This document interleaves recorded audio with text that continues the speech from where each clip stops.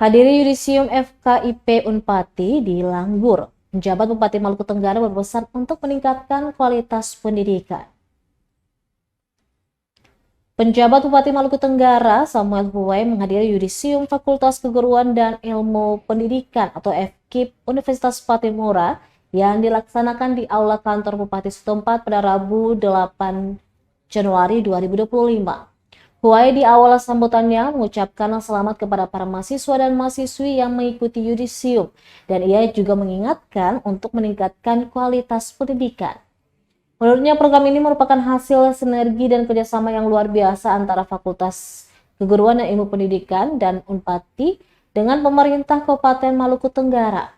Dirinya menambahkan sejak dimulai pada tahun 2023 sebanyak 269 mahasiswa asal Maluku Tenggara telah terdaftar dalam program ini. Dikatakan dari jumlah tersebut 155 mahasiswa telah menyelesaikan KKN, sementara ada 148 mahasiswa yang berhasil menyelesaikan ujian akhir. Para mahasiswa yang telah lulus ini adalah gambaran nyata dari dedikasi dan kerja keras yang luar biasa.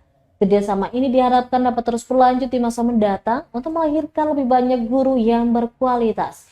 Untuk diketahui, Yudisium ini juga digelar secara touring dengan Kabupaten Seram bagian timur. Dan puji Tuhan, alhamdulillah kita program studi dari 76 program studi S1, 74 program studi S1 itu lebih durasinya 1 bulan, dan mudah-mudahan tapi bisa masuk informasi bulan Februari untuk tahap ke depan. Download Tribun X sekarang, menghadirkan lokal menjadi Indonesia.